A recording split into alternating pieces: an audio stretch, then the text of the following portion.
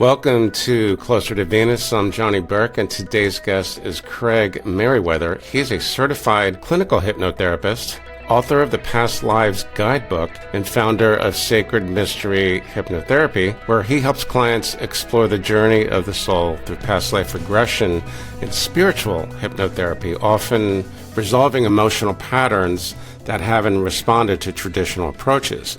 Craig, welcome to the program. Appreciate it, Johnny. I've been looking forward to this. It's really fun and interesting, and I'm ready to get going. The name Sacred Mystery Hypnotherapy reminds me of the mystery schools, the ancient mystery schools, which, among other things, explored the science of the afterlife. Is there a connection there, or? I thought the coolest name would be Divinus Arcana. And then I realized after I kind of set it up as divinusarcana.com, I thought no one's going to remember how to spell that or remember the name, but it's Latin for sacred mystery. And so I was like, let's just call it Sacred Mystery. So how did you become involved with past life regression? Yeah, the short version of it all is I grew up in the church, in the Episcopal Church. There's just a church that was up the street from our house where I grew up. And it's not that my parents were especially religious. That's what you did.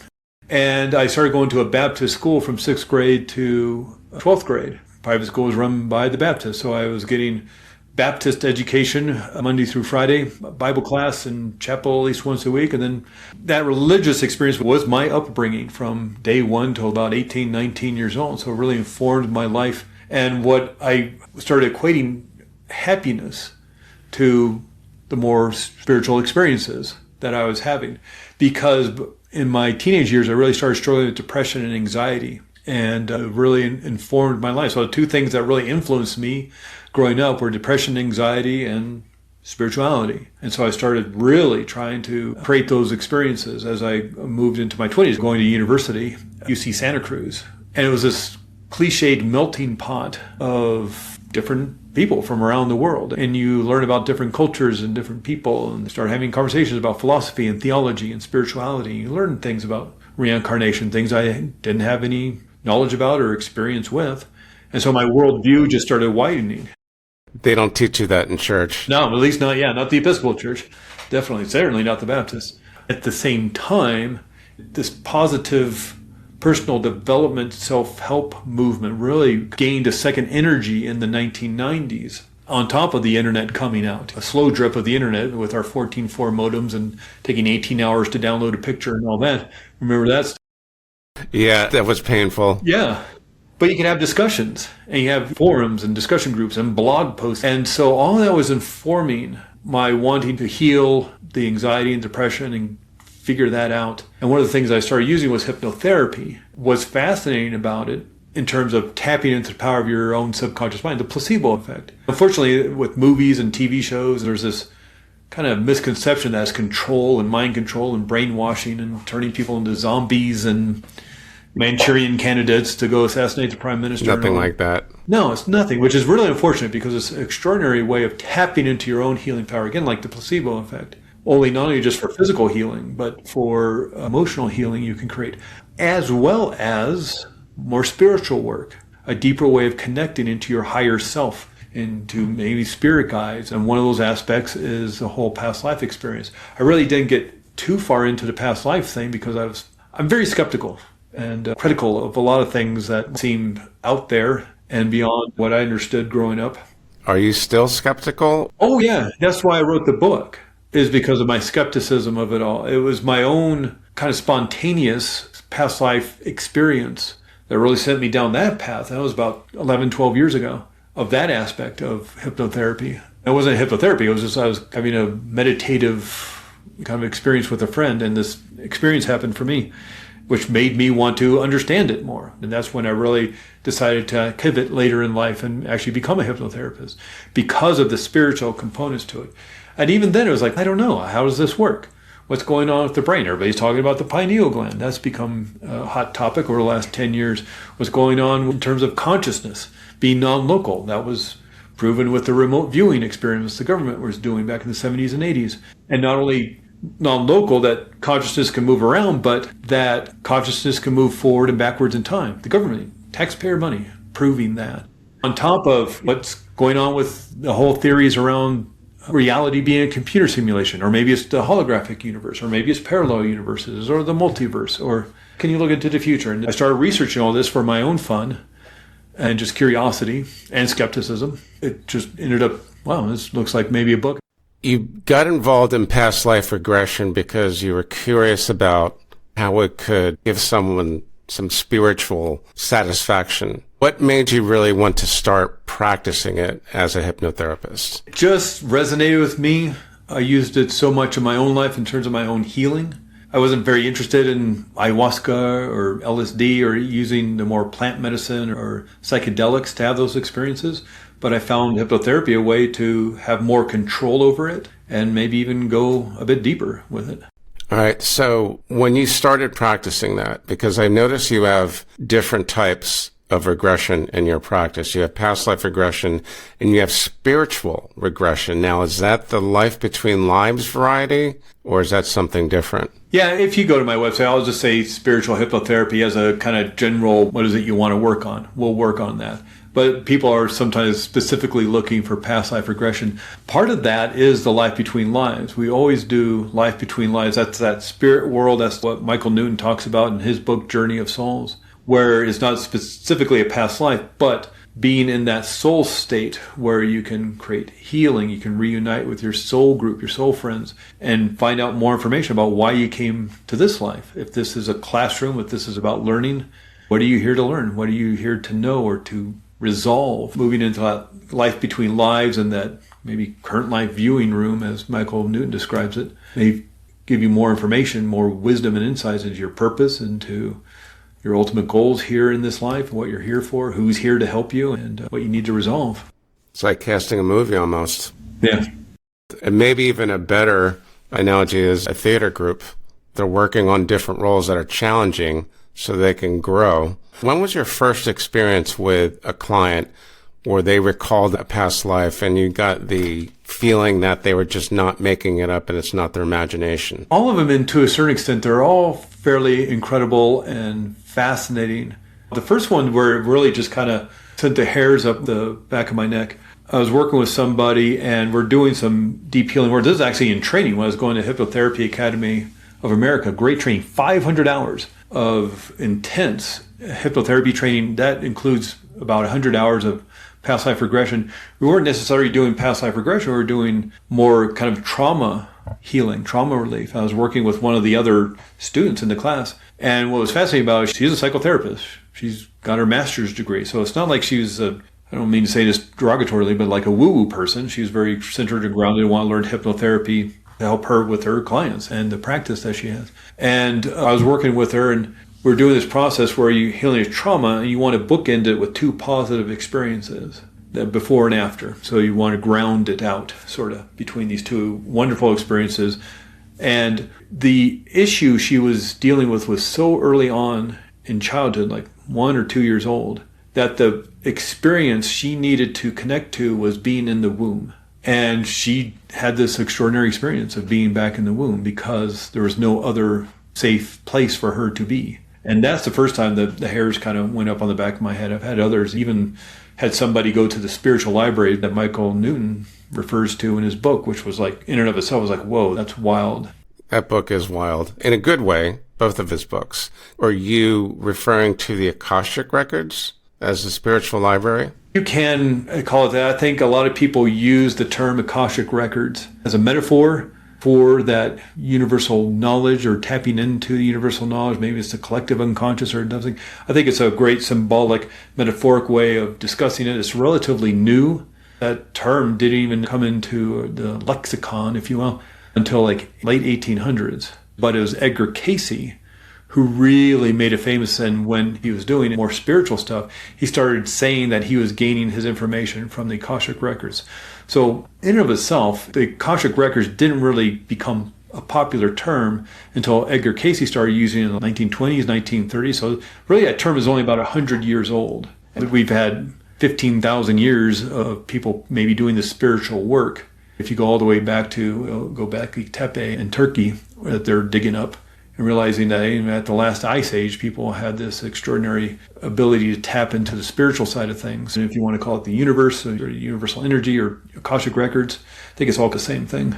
It seems like that. So when we talk about the masters, like you brought up Edgar Cayce, have you seen casework, clients that you've actually worked on that actually mirrored some of the experience that you read about with Cayce, or for that matter, Michael Newton or Brian Weiss even? Yeah, I see a lot with Michael Newton just because, again, it's that I won't discuss every place that Michael Newton discusses in his books that you can go to.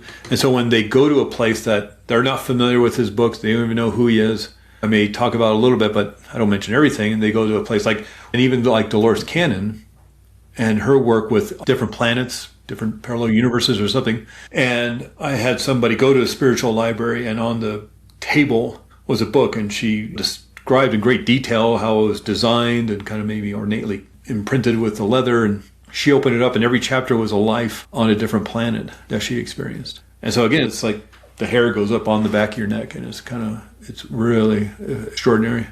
Speaking of extraordinary, especially when someone not only describes, let's say, a life on another planet, but a life, let's say, a man describes a life as a woman, or a white person describes when he was an Asian or an Eskimo, whatever. And it seems like it's their memory. That's got to really freak them out a little bit, doesn't it? Yeah, sometimes it does. Depending on the person you're working with, everything's a bit more individualized to that person. And eventually I'll ask in the past life they're having a memory of experiencing. Maybe we'll do multiple lives if that's the experience they want, or maybe one specific one and just go in deeper. When we finally get around to, how old are you? And where do you sense you may be? And what's going on? We're asking these questions, and we're having a conversation, just like we're having, because you're narrating your experience, not only for me to help facilitate the experience, but also for the recording so you can listen to it later, and the transcript that can be created around it. And eventually they'll go, yeah, I seem to be the opposite gender. Some people are more accepting, and other people are surprised by it. But I think you come to this work, you're understanding that you're quite possibly may be in other cultures, other places on Earth and other times. And so the idea that you may be another gender also comes in with that. Have you had clients go back to, let's say, ancient civilizations? Yeah, there's actually a term for it in the biz of past life regression. It's called Atlantis syndrome. And what's fascinating about it is they'll start describing their experience, narrating their experience as it opens up to them, because we're kind of pulling in this 5D digital information into this 3D analog brain. So there's some processing and some translating and some accommodating of the information. And so as it's opening up to them, describing it, and it's so fantastical and extraordinary, and it's like, I must be in Atlantis. When people start describing that, as you ask questions, not leading questions, but just more investigative questions, you find out they're actually on another planet. They just don't know how to describe it. And when you ask more questions about it, they find themselves to maybe even not be so human as more of an alien being. Or a light being. Or sea creature-ish being, or again, quite incredible. And so it's extraordinary that we were able to tap into this information. Again, whether you want to call it the Akashic records or universal energy or collective unconscious or whatever it may be, however you want to describe it. But our ability to pull in these memories, not only remembering high school, and maybe I'm asking leading questions about high school. What high school did you go to? Was it a big school, a small school, a medium school? And who are your friends? And were you doing sports? Were you doing music? Whatever you're doing. You have the ability to remember that. Or your earliest memory. I ask you about your earliest memory, and then start asking questions as you describe your earliest memories. It's the same. It's not like you're time traveling. It's not Marty McFly in Back to the Future. You're not going back in time. You're just remembering. You're just accessing memory. And again, a lot of this research that I put in the book, the Past Lives Guidebook, is this brain of ours doesn't seem to be a warehouse of memories. It seems to be a receiver and transmitter, like an antenna that pulls in this information from the Akashic records or universal energy or whatever. Ian Stevenson not only discovered children in different non-American cultures that could not only remember the lives, the past lives, he could basically confirm them. He would find that person's surviving family members, and the children in these cases would have private information they could have never gotten anywhere. The thing is, what I find fascinating about this, and people have poked holes here and there in terms of investigation, but let's say 90% of the investigations he did were flawed in one way and can be proven not to be true, that still means 10% are real. And there's this great quote by William James, one of the kind of modern pioneers of psychotherapy. And William James said, to prove all crows are not black, you only need one white crow. If someone were to take the skeptic position, I seriously doubt 90% were flawed. Maybe it's more like maybe 10% were flawed, because again, how does some 8-year-old kid know about a fleet of retired World War II pilots? I can't remember the kid's name, but he went to the reunion and he would describe the relationships he had with each member. How do you explain that? Yeah, I know what you're talking about. The book is Soul Survivor. There's a documentary on YouTube. And I forget the kid's name too. He's probably in his 20s at this point. But what's fascinating about his story is his family was very Christian, very religious. And his father, in trying to prove, or to almost enhance his faith, to prove that what his son was experiencing was just his imagination, the more he proved that his son was experiencing was real. And it's a wonderful story that's fairly modern. I think that was the early 2000s or so. And so in and of itself, relatively, because sometimes you say, oh, that story happened in the 70s, or happened in the 1950s, happened in the late 1800s. Here's this kid, you can actually talk to him and have a more modern experience of it. And even like the Brian Weiss book, Many Lives, Many Masters. Catherine, I think, is the name of the person he described it. What I find fascinating about Ian Stevenson, about Michael Newton, about Brian Weiss, is these are left-brain analytical academics. They're all have master's degree. I mean, Brian Weiss and Dr. Newton is a psychotherapist, had a master's degree, and as well as his PhD.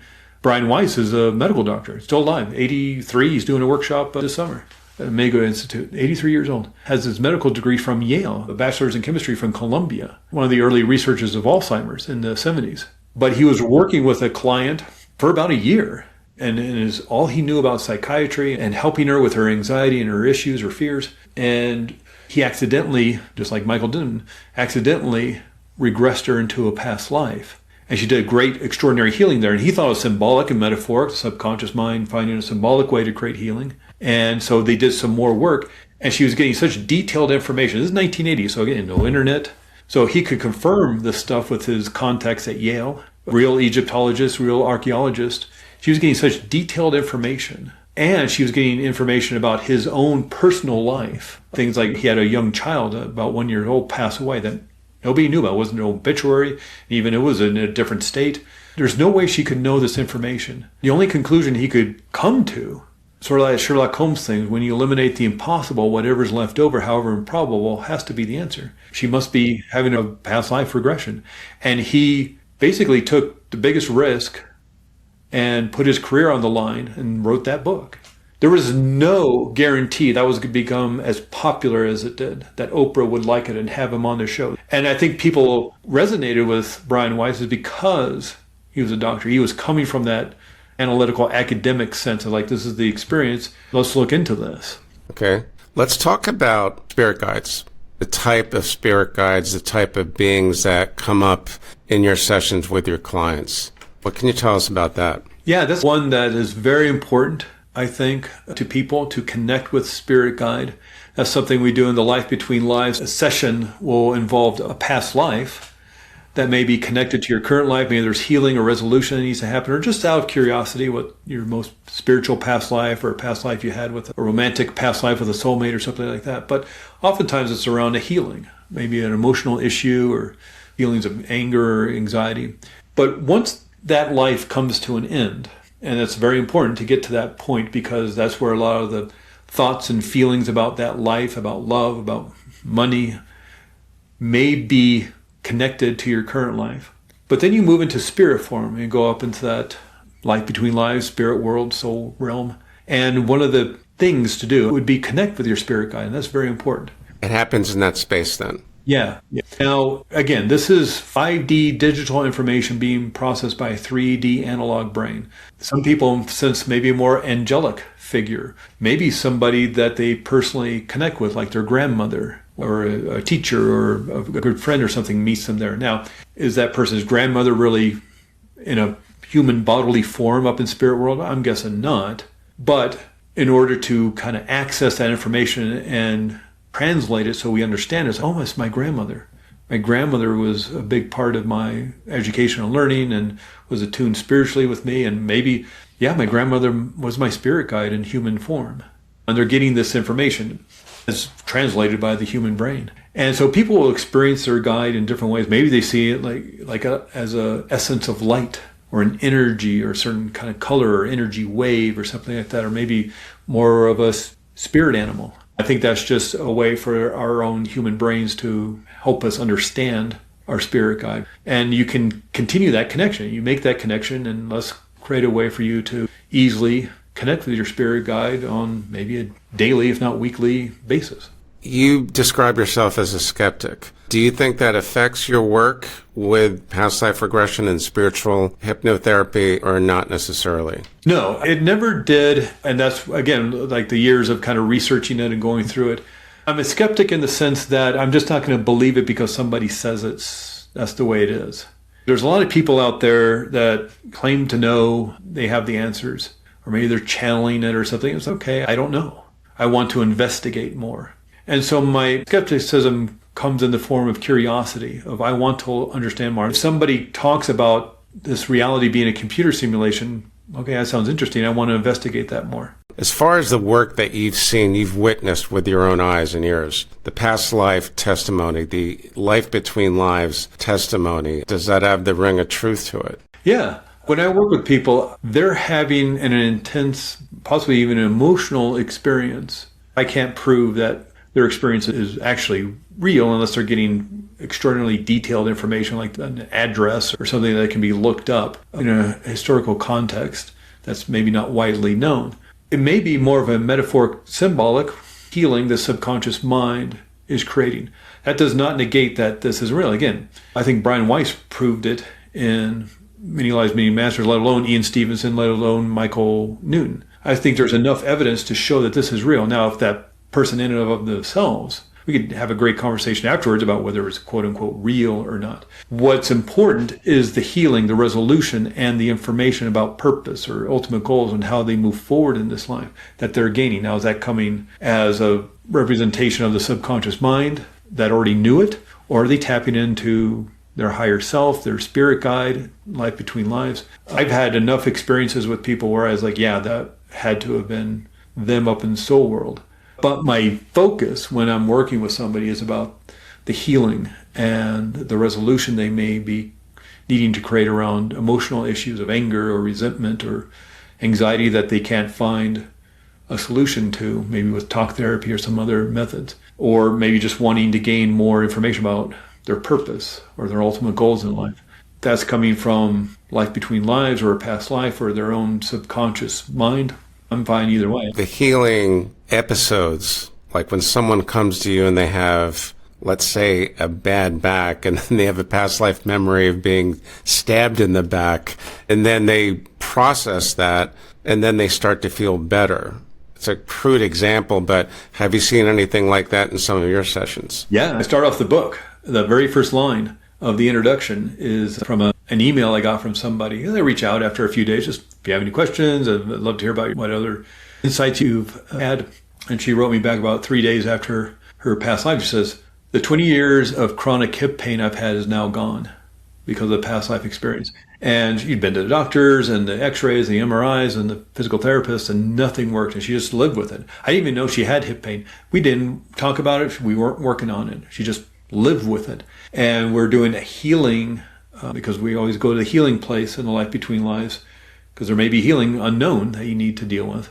And part of that is maybe you see any cords connecting you to a past life, known or unknown to you. Maybe the one you just remembered and experienced, or maybe lives you're unaware of at the moment. And these cords, maybe there's one, maybe there's a handful, maybe there's many, maybe they're big, small. And she pulled it out of her hip. She had a big cord attached to her hip. And in fact, she tried to pull it out, couldn't. And this is her description of it. She asked her spirit guide to help her pull it out. Spirit guide couldn't get it out. So they did one of those tug of war things where they had a bunch of spirit beings with the cord pulling it out of her hip and then finally released. So a spirit guide was literally pulling this cord out of her hip? I was like, okay, were they really pulling out a cord of her hip? Well, it's probably more of a metaphoric way, again, of this 5D digital information in his 3D analog brain. Pulled it out, and 3-4 days later when she emailed me, she says, yeah, I haven't had pain in 4 days. After 20 years of chronic hip pain, it's gone because of that. And speaking of pain and healing, you believe that certain types of emotional patterns don't originate in this particular lifetime. Why is that?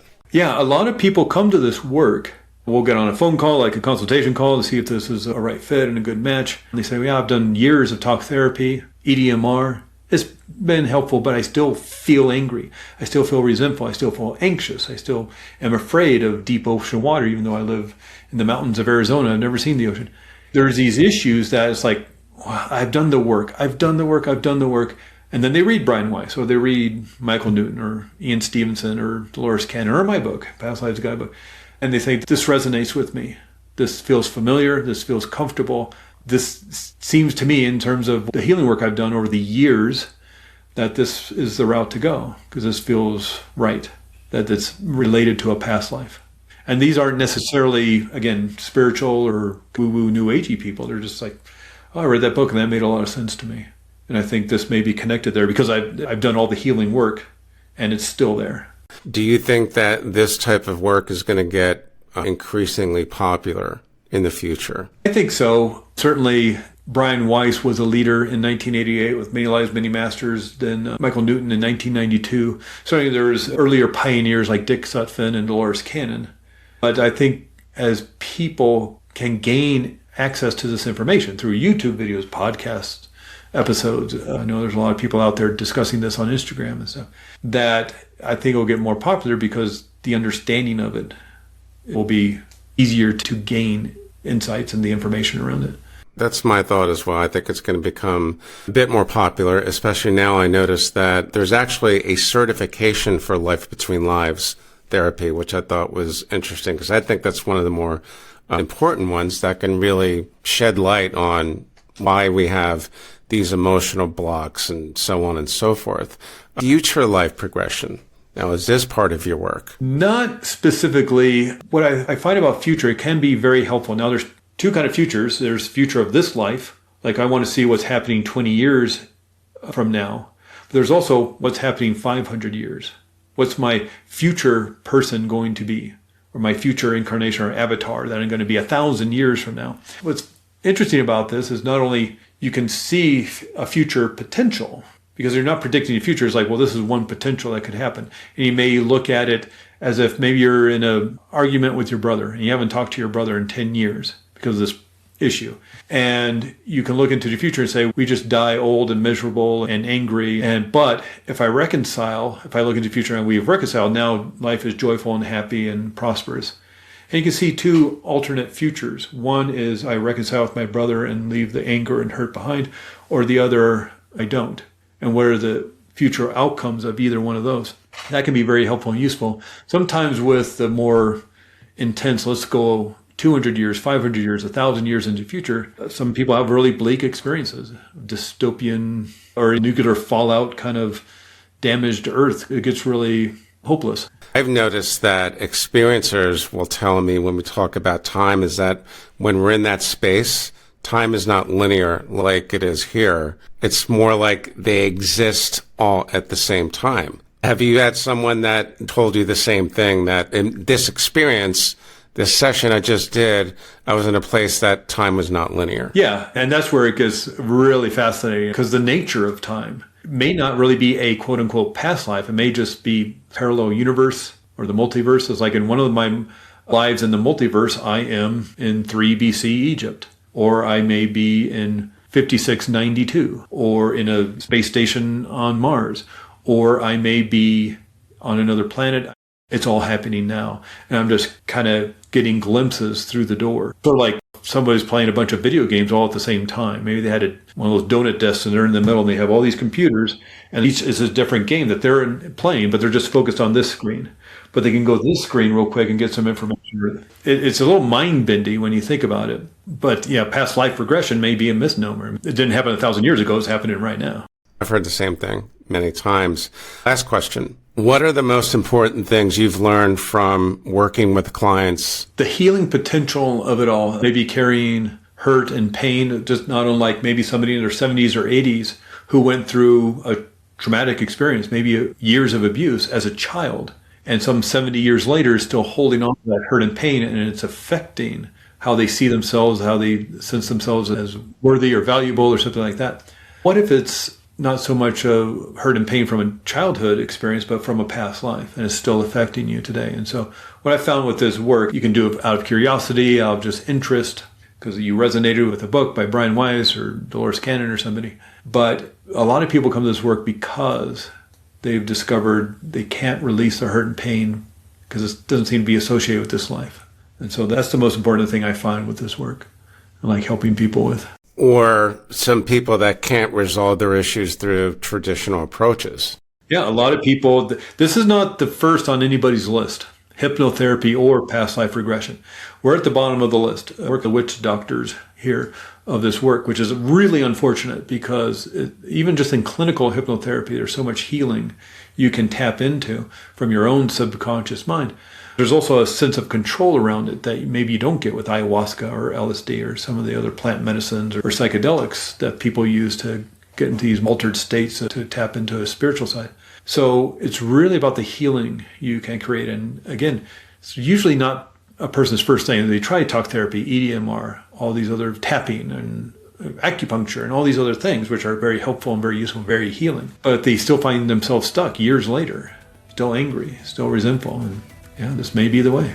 Good. I think it's good information for people to know. Yeah, thank you. Craig, great stuff. Really appreciate the information. In the meantime, how can our listeners find you online? Sure. If this resonates with you at all, go to sacredmysteryhypnotherapy.com. Happy to talk with anybody if they want to do a session and see if there's a good match. You've been listening to Closer to Venus. I'm Johnny Burke. If you enjoyed today's episode, please consider subscribing. For more info, you can go to closertovenus.com. Thanks for tuning in, and we'll see you next time.